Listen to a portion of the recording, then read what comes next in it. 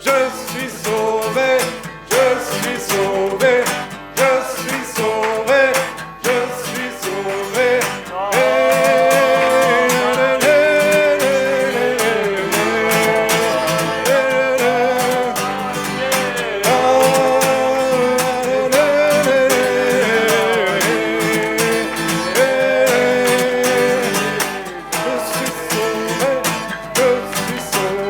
Bon dimanche. Ça va bien ce matin pour vous? C'est bien. Le livre d'Enoch a été contesté, et il est encore contesté par des théologiens.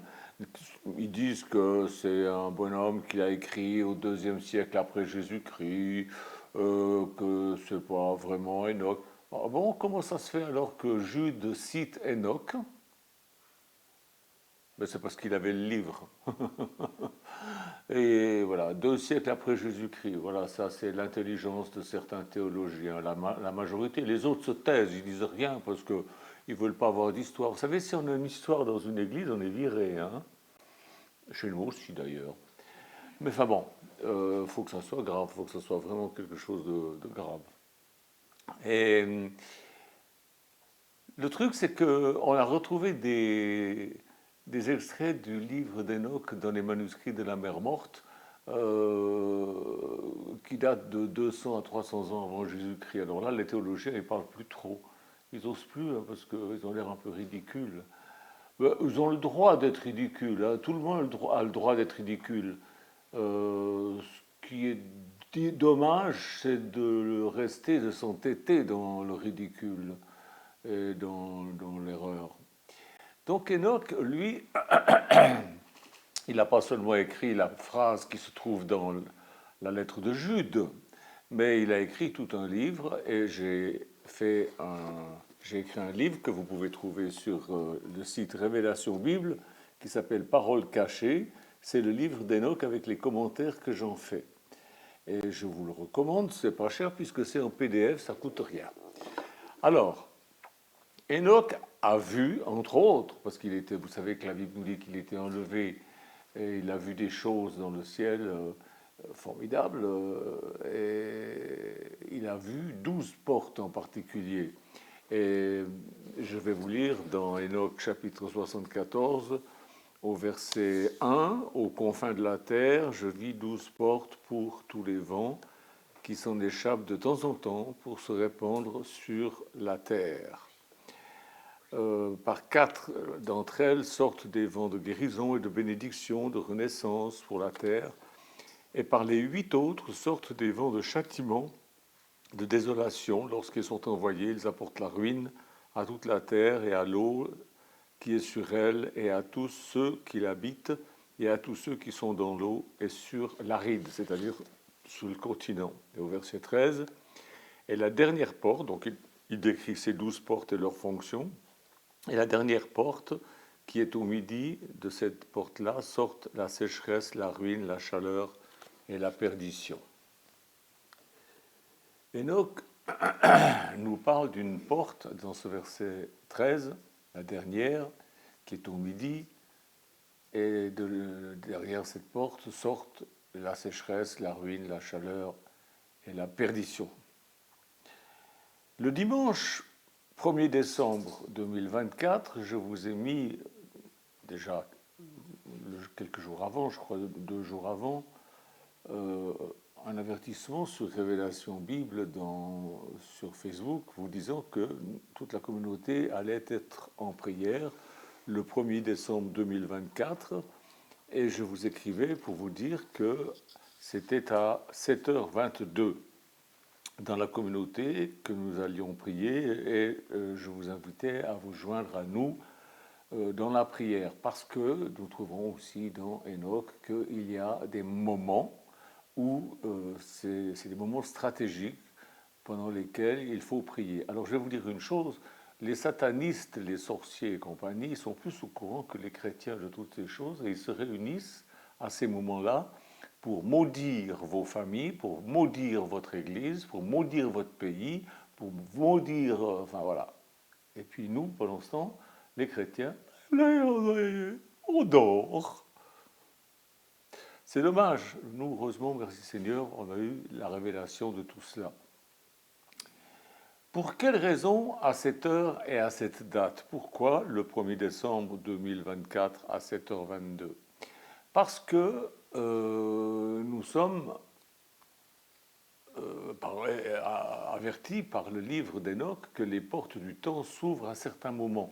Elles s'ouvrent particulièrement aux équinoxes, aux solstices, à la pleine lune et aux nouvelles lunes, pour laisser passer des entités plus ou moins bienfaisantes. Il y a des entités qui sont bienfaisantes aussi. Derrière ces portes, ces entités concoctent des plans et puis à ces moments-là, elles s'ouvrent ces portes, donc à l'équinoxe, à solstice, etc. Elles s'ouvrent et puis les êtres qui sont là derrière et qui ont concocté des plans descendent sur la terre pour les mettre en pratique. Alors, c'est plus facile. C'est vrai qu'il faut prier en tout temps, mais c'est plus facile de se tenir devant ces portes au moment où elles s'ouvrent pour repousser nos ennemis derrière leurs portes, plutôt que d'attendre qu'ils aient bien semé la pagaille sur la terre. Non, qu'est-ce que vous en dites? Les chrétiens n'en disent rien parce qu'ils ne savent pas. On va lire Ésaïe, chapitre 28, 5, 6. Ésaïe 28, 5, 6. Voilà ce qui est dit.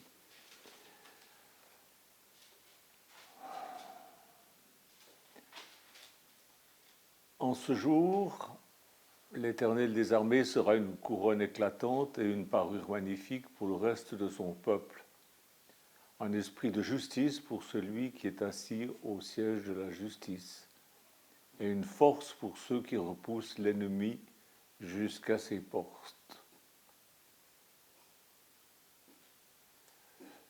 Le Seigneur est une force pour nous qui repoussons les ennemis derrière leurs portes.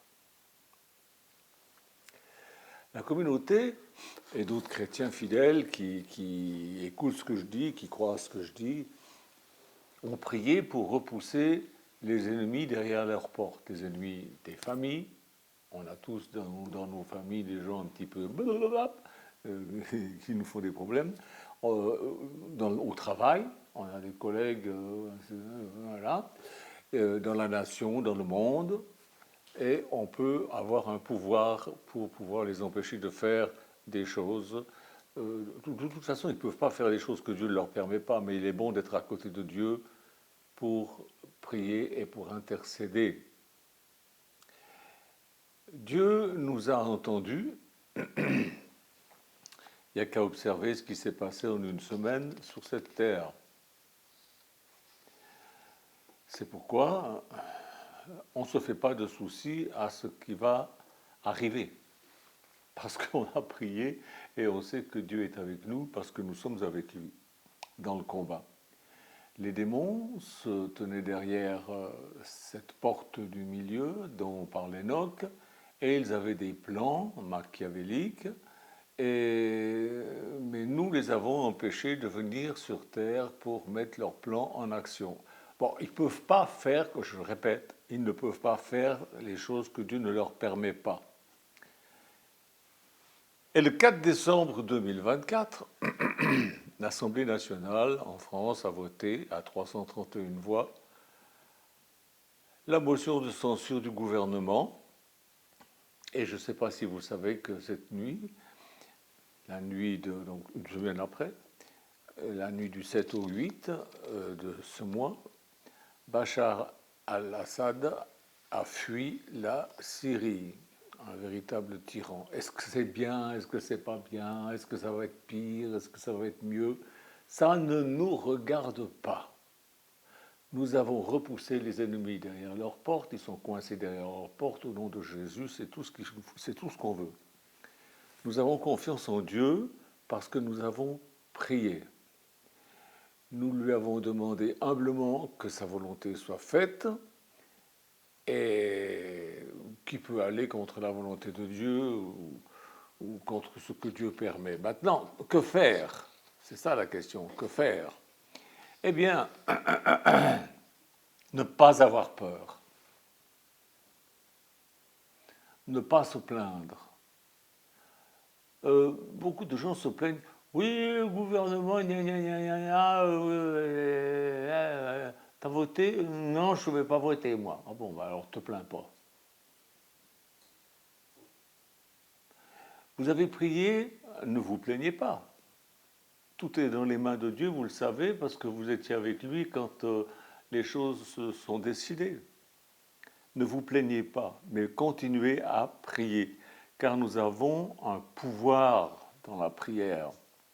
La prière, la parole prophétique, la prière que nous prononçons devant ces portes, ces prières-là sont efficaces, mes frères et sœurs. Nous l'avons constaté de nombreuses fois, parce que nous n'avons pas à lutter contre la chair et le sang, c'est-à-dire contre des gens.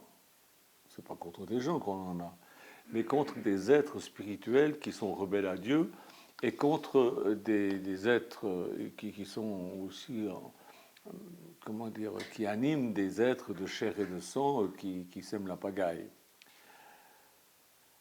La nouvelle lune, c'est le moment du commencement des nouvelles activités humaines. Pour la nature, c'est un nouvel ordre. Alors, c'est vrai, nous devons prier en tout temps, c'est vrai. Mais nous avons à prier particulièrement à ces époques stratégiques de l'année, parce que Dieu est un Dieu d'ordre. Et il nous dit ce qu'il faut faire. Car c'est pour nous le moment d'exercer notre pouvoir sur la terre de façon très efficace, ces moments-là. Comme je vous le disais, les sorciers le savent et ils maudissent particulièrement tout le monde, les églises, vos familles, tout le monde, les nations, à ce moment-là. Vous savez, j'ai quand même plus de 20 ans d'Afrique derrière moi. Et j'en ai vu des histoires de sorciers. Et puis alors ici, des sorciers, il y en a aussi. Hein, mais ils ont pignon sur rue. Et puis, on ne les appelle pas des sorciers. Ils ont des noms beaucoup plus jolis. Puis ils ne sont pas la piste comme en Afrique. Mais ils sont tout aussi maléfiques. Tout ce que nous lions ou délions sur la terre est tenu pour lier ou délier dans le ciel. C'est notre pouvoir. Il faut l'utiliser. Il est bon de contrer les actes des ténèbres quand ils sont en train d'être faits. On va lire Matthieu chapitre 18, verset 18. C'est le texte dont Raphaël s'était servi quand il a prêché l'évangile le soir où je me suis converti.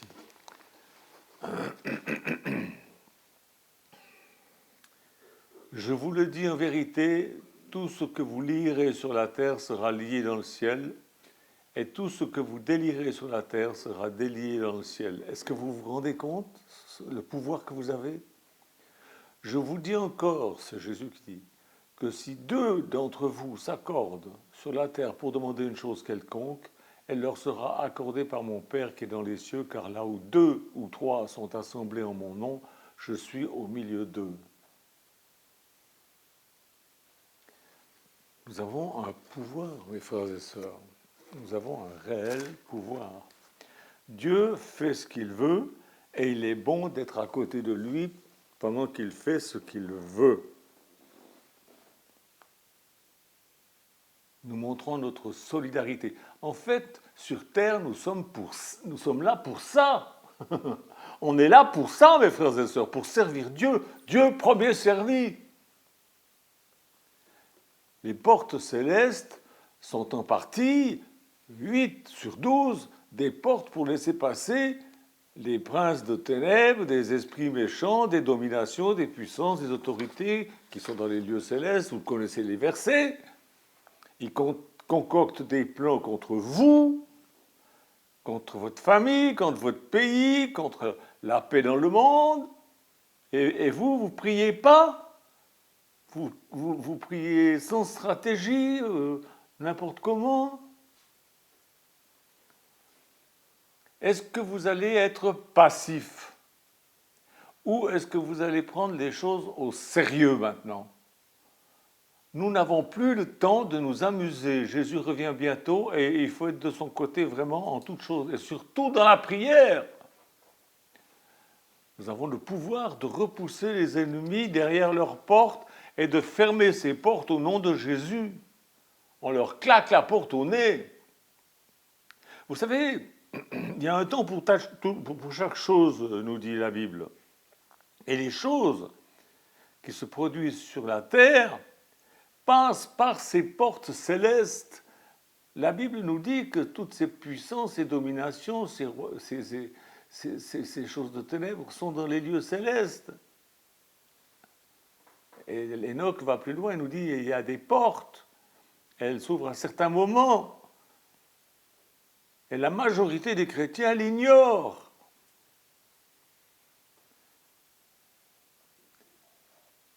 Comme je vous le disais, les paroles prophétiques que nous prononçons devant ces portes, à ces moments précis, sont autant d'obstacles que nous dressons contre les ennemis de Dieu, qui lui combat dans les cieux. Vous allez me dire, s'il combat dans les cieux, il n'a pas besoin de nous. Si, il a besoin de nous. Pourquoi est-ce qu'il nous dit de prier?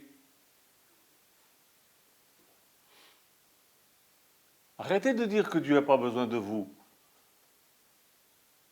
Nous sommes ses collaborateurs, nous sommes ses serviteurs. Nous avons à faire ce qu'il dit que nous avons à faire. On va lire Osée chapitre 4, versets 6-10. Osée 4, 6-10.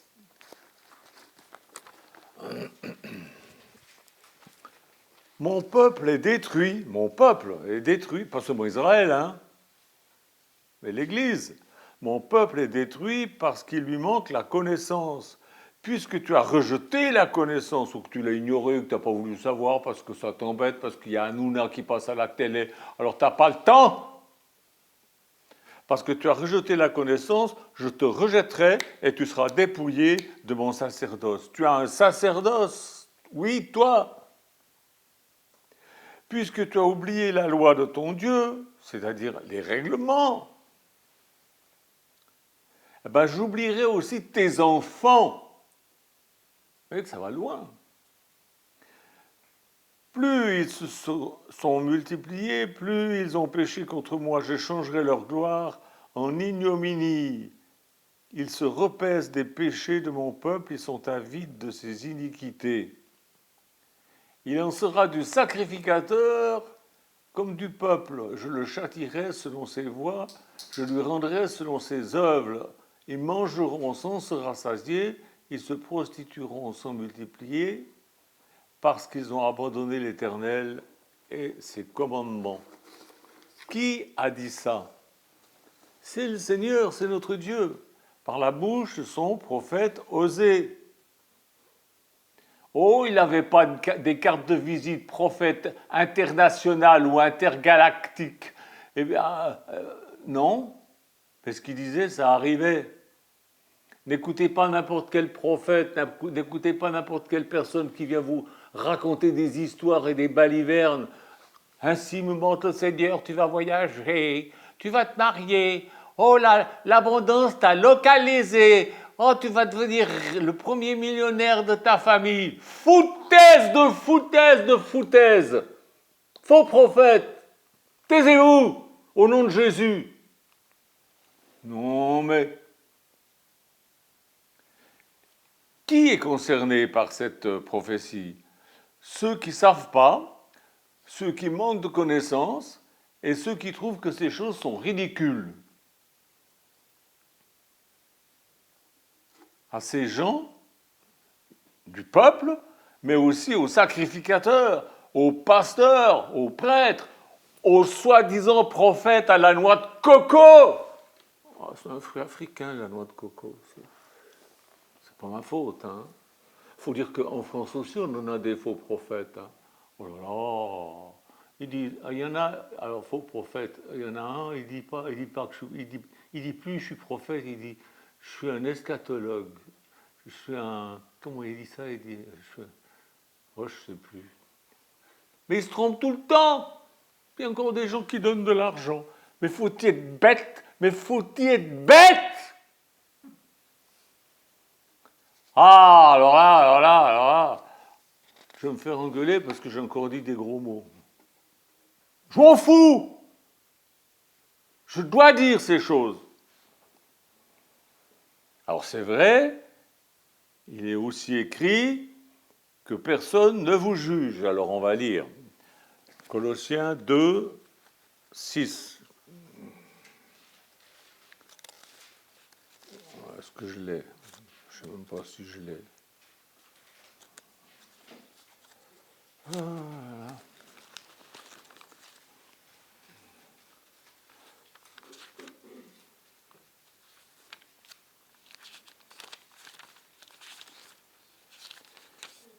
Colossiens 2,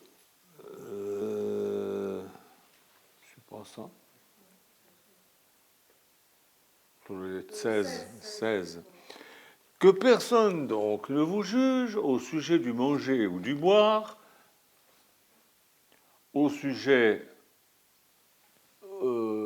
soit au sujet d'une fête ou d'une nouvelle lune ou des Shabbats. C'était l'ombre des choses à venir, mais le corps est en crise. Ça ne veut pas dire qu'il n'y a plus rien qui existe. Il n'y a pas besoin de mettre un jour à part pour se reposer. Ça veut pas dire. Mais que personne ne vous juge. Alors moi, je ne vous juge pas. Je vous dis ce que l'apôtre dit de ne pas juger. Donc je ne vous juge pas. Mais de même, ne me jugez pas.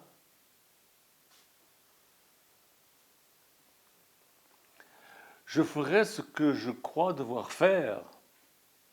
Repousser mes ennemis et les ennemis, tous les ennemis de Dieu et du peuple de Dieu derrière leurs portes. Si vous ne voulez pas le faire, libre à vous, je ne vous juge pas.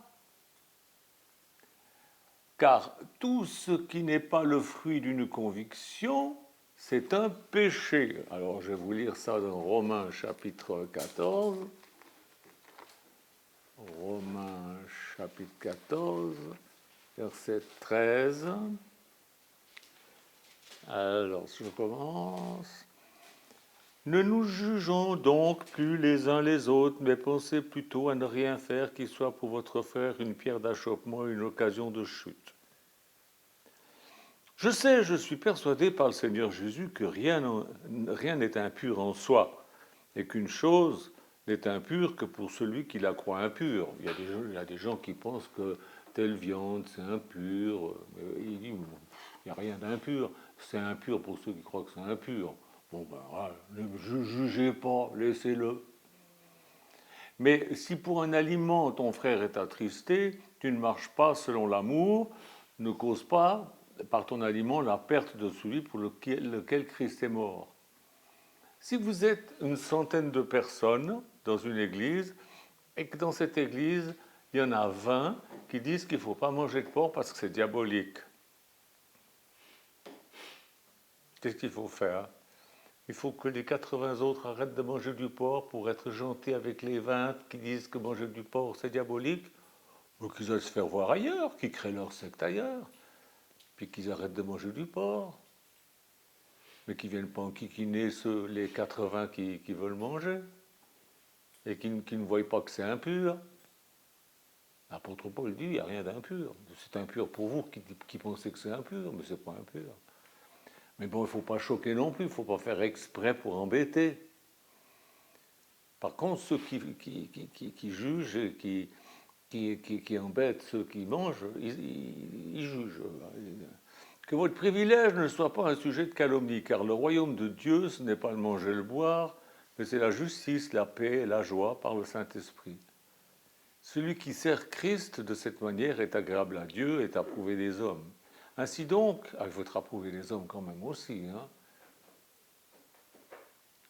Ainsi donc, recherchons ce qui contribue à la paix et à l'édification mutuelle. Pour un aliment ne détruit pas l'œuvre de Dieu. En la vérité, toutes choses sont pures, mais Il est mal à l'homme, quand il mange, de devenir une pierre d'achoppement.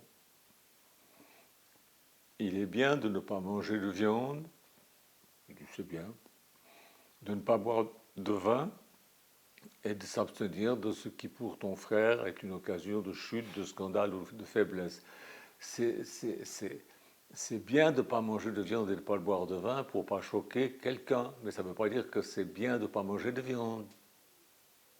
Hein, les végans? Je ne vous juge pas, je vous dis la vérité, c'est tout. Cette foi que tu as, garde-la pour toi, devant Dieu. Heureux celui qui ne se condamne pas lui-même dans ce qu'il approuve. Mais celui qui a des doutes au sujet de ce qu'il mange est condamné parce qu'il n'agit pas par conviction. Et tout ce qui n'est pas le produit d'une conviction est péché. Chez nous, c'est difficile de ne pas manger de porc. Hein, on aime bien ça. Paul dit bien ce qu'il veut dire. Tu as une conviction, garde-la pour toi. Mais, vu ce qui se passe dans ce monde, est-ce que je peux garder ça pour moi? Ce que je vous ai dit là jusqu'à maintenant. En disant, bof, les gens ont peur, mais c'est pas, bof. Bon, les gens souffrent, mais bon, bref, tant pis. Les agriculteurs souffrent, oh, c'est pas grave, il n'y en a qu'un par semaine qui se suicide. On va pas en faire tout un plat. Bon, je vais me taire, je vais garder ça pour moi. Je vais pas en parler. Puisque l'apôtre Paul dit, tu as une conviction, garde-la pour toi. Eh ben non! Je ne garderai pas ça pour moi. Si vous en voulez pas, ça vous regarde. Et puis vous n'avez pas le droit de me juger.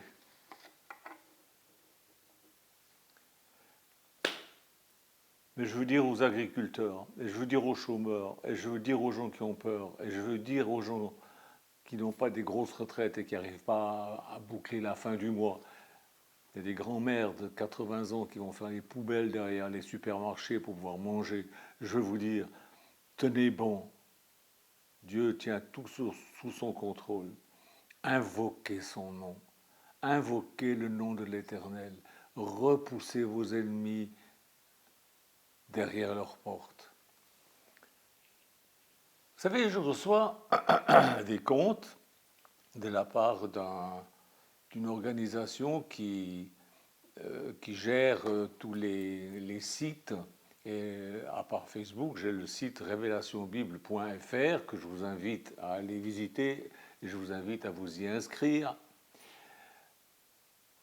Eh bien, en recevant ces comptes, je m'aperçois que la majorité de ceux qui m'écoutent sont des Congolais. Bonjour les Congolais. Au Congo, les chrétiens sont assassinés, persécutés pour leur foi au Congo. Et je me tairai? Non! Vous rigolez? Je vais me taire? Je vais faire ma grande folle à faire « Oh, alléluia, Jésus est bon, alléluia, alléluia, shabadabada, shibidibidi, boum, boum, tralala, pout, pout. » Et puis je vais danser dans les églises, je vais me taire et faire le pitre. Non! Je ne me tairai pas. Je ne me tairai pas. Tenez ferme dans la prière, mes frères et sœurs du Congo. Tenez ferme. Soyez prudents. Ici, à la communauté, on prie pour vous. Et pas seulement à la communauté, il y en a encore d'autres qui prient pour vous. J'ai vu dans l'organisme qui s'appelle Portes Ouvertes, 365 millions de chrétiens sont persécutés dans le monde. Ça veut dire un chrétien sur 7. Et je me tairai? Non, je ne me tairai pas. J'invoque le nom de Jésus sur eux. Et quelqu'un veut me juger parce que je parle de la nouvelle lune et que je dis, comme Enoch dit, qu'il faut prier à ce moment-là parce que c'est un moment stratégique pour repousser nos ennemis derrière leurs portes. Non, je ne me tairai pas. Puis si ça ne vous plaît pas, je m'en fous. comme de mes premières couches, je m'en fous. Non mais, la prière, la prière, c'est pas seulement demander à Dieu que tout aille bien, c'est pas faire la liste comme on fait la liste quand on va chez Carrefour ou chez Leclerc pour dire voilà, j'ai besoin de ça, j'ai besoin de ça, j'ai besoin de ça. Ou alors comme les enfants ils écrivent au Père Noël, j'ai été bien sage, j'aimerais bien que tu m'envoies un vélo, puis PlayStation, et puis c'est pas ça la prière. Oh, c'est aussi ça, bien sûr, on ne faisait pas que ça. C'est crier à Jésus, Seigneur Jésus, reviens! C'est ce que demande le Saint-Esprit et c'est ce que demande l'épouse qui ne dort pas. Apocalypse 22. Je vais vous le lire parce que bon, vous pourriez douter que c'est vrai. Apocalypse 22, 17, un des derniers versets de la Bible. Et l'Esprit est majuscule. Et l'épouse de Christ, disent viens. Et que celui qui entend, qui comprend, dise viens. Et que celui qui a soif vienne et que celui qui veut prenne de l'eau de la vie gratuitement. Viens Seigneur Jésus. Il y en a ras-le-bol de ce monde. Je ne sais pas pourquoi. On est quand même terriblement attaché à ce monde. Hein. Il y a une chanson en français qui dit tout le monde veut aller au ciel, oui, mais personne ne veut mourir. Personne ne veut mourir. Moi, je veux mourir. Moi, je veux partir avec Jésus. Je veux m'en aller de ce monde pourri. J'en ai marre. Quand je vois la folie, la méchanceté, la cruauté, la bêtise. Je me réjouis de partir. L'apôtre Paul aussi disait la mort m'est un gain.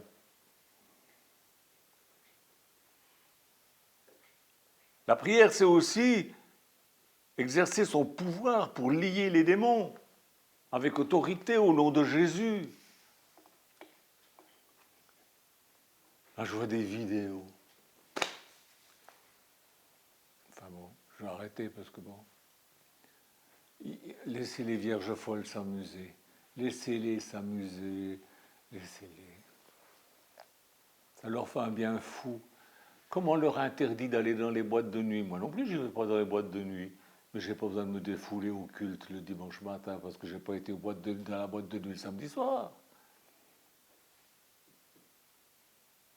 Mais c'est, bon.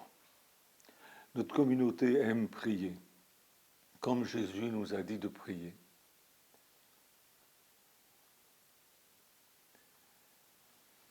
Car après avoir prié, car après avoir lié les démons, délié les gens captifs, je sais que Dieu n'est pas contre ce que je fais. Et tout ce qui va arriver, c'est sous son contrôle. Et on n'a rien à craindre. Car toute chose concourt ensemble au bien de ceux qui aiment Dieu et qui sont appelés selon son dessein. Romains 8, 28, 31. Nous savons du reste que toute chose concourt au bien de ceux qui aiment Dieu, de ceux qui sont appelés selon son dessein, pas selon une mode. Je me rappelle que je me suis converti en 1968, personne ne se roulait par terre, personne dansait dans les églises. Puis, attendez, quand je dis danser, c'est pas du Fred Astaire non plus, hein, ce qu'ils font. C'est pas du Georges Charkiris, c'est du... Ils sautent, ils font des espèces d'acrobaties. Quand je me suis converti, c'était comme ça. Vous me direz, oui, mais alors tu dis c'était mieux avant? Oui, c'était mieux avant. Franchement, c'était mieux avant. Dans chaque réunion où j'allais, il y avait des guérisons, il y avait des miracles, tout le temps, tout le temps, tout le temps, tout le temps. Depuis le premier jour, j'ai toujours vu ça. Puis les modes ont changé. C'est bizarre, hein, c'est comme ça. Ceux qui sont appelés selon son dessein. Car ceux qu'il a connus d'avance, il les a aussi prédestinés à être semblables à l'image de son Fils, afin que son Fils fût appelé le premier-né d'entre plusieurs frères. Et ceux qu'il a prédestinés, les a aussi appelés, et ceux qu'il a appelés, les a aussi justifiés, et ceux qu'il a justifiés, il les a aussi glorifiés. Que dirons-nous donc à l'égard de ces choses? Si Dieu est pour nous, qui sera contre nous? Personne. Personne. Il nous a connus d'avance, il nous a prédestinés à quoi? À son Shabbat, à entrer dans son repos. Hébreux, chapitre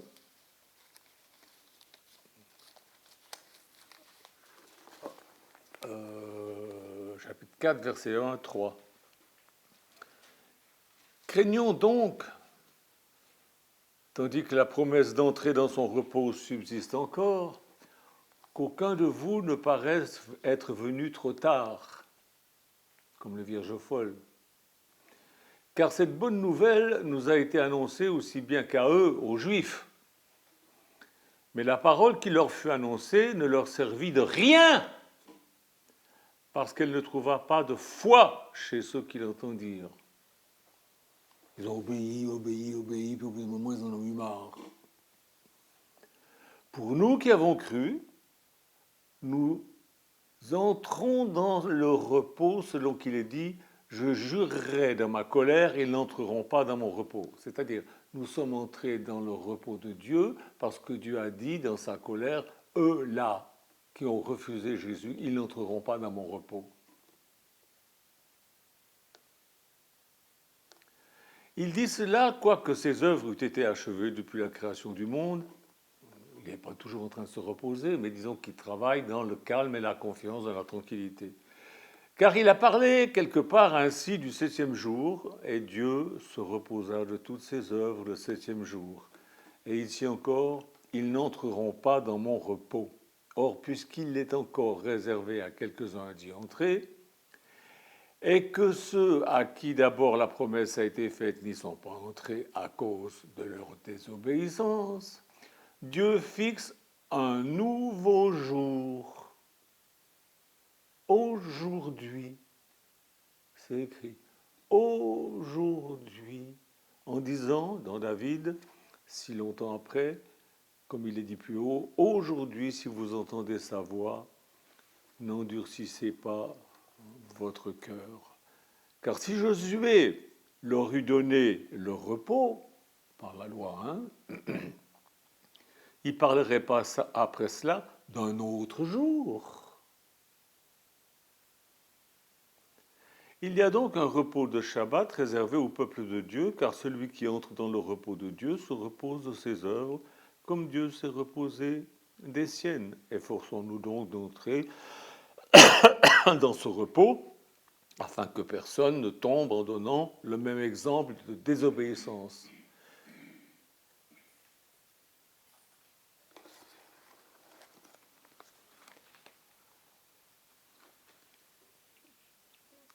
C'est pas facile d'entrer dans le repos de Dieu.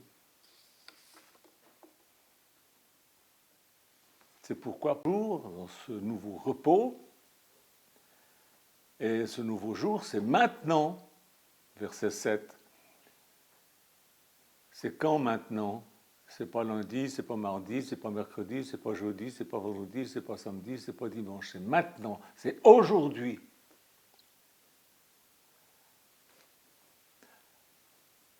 Alors que tout semble aller de travers dans ce monde, efforçons-nous chaque aujourd'hui d'entrer dans ce repos. Et puis d'y rester. Chaque matin, au lieu de vous faire du souci, comme le font les sans-dieux ou les complotistes, laissons le Seigneur agir dans nos vies, louons-le, car ce nouveau aujourd'hui, c'est le jour du repos de Dieu et c'est aussi le nôtre. Nous y sommes chaque jour. Chaque jour.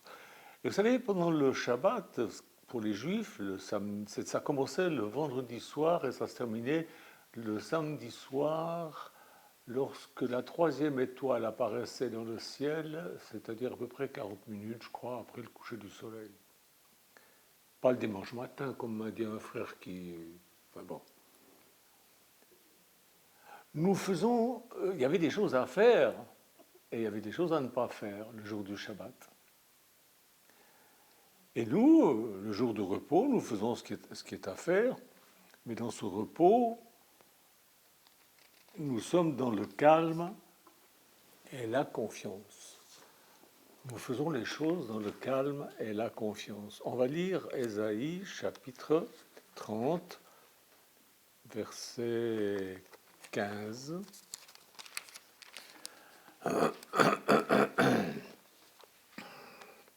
Car ainsi a parlé le Seigneur l'Éternel, le Saint d'Israël, c'est dans la tranquillité et le repos que sera votre salut, c'est dans le calme et la confiance que sera votre force. Dans d'autres versions, c'est marqué que sera votre repos, votre Shabbat. Alors vous êtes des élus de Dieu, et vous avez besoin d'être affermi, j'ai besoin d'être affermi tout le temps. Mais à quoi ça sert d'être affermi si on ne réussit pas dans sa vie? Vous avez des chrétiens, oh, ils sont affermis. Mais qu'est-ce que je suis affermi? Ah, je suis affermi dans la parole de Dieu. Oui, et vous regardez leur vie, ils vivent dans des gourbilles, c'est affreux, quoi, je veux dire. Eh bien, le secret se trouve dans 2 Chroniques 20-20. Je vous le lis et je vais terminer là-dessus. 2 Chroniques 20-20. Confiez-vous en l'Éternel, votre Dieu, et vous serez affermis, vous serez ferme. Confiez-vous dans ses prophètes, et vous réussirez. Donc, vous devez vous confier en Dieu et vous devez vous confier dans les prophètes, c'est-à-dire les porte-paroles de Dieu. Pas ceux qui se disent prophètes. Non, ceux qui se disent prophètes, en général, ne le sont pas. Confiez-vous en Dieu et vous serez ferme. Vous ne serez pas ballotté par tout vent de doctrine et de machin, de bêtises et de gnagnoterie, comme on dit en Suisse, ou de bedoumerie. C'est aussi des mots suisses, j'aime bien ces mots suisses, parce que dans les mots suisses, il y a quelque chose de bedoumerie. Je trouve ça, c'est un bon mot. Vous serez affermi. Vous ne serez pas emporté à tout vent de doctrine, vous ne serez pas à la merci du prophète qui vous dit... moi j'en ai vu un l'autre jour, alors il priait pour une femme dans l'église, hein. Alors il lui tâtait les nénés comme ça, tcha, au nom de Jésus, pata, après il lui tâtait les hanches, il lui tâtait les fesses. Mais c'est quoi ça? Ça se dit prophète? Mais comment il y a des gens qui sont assez bêtes pour rester dans des trucs pareils?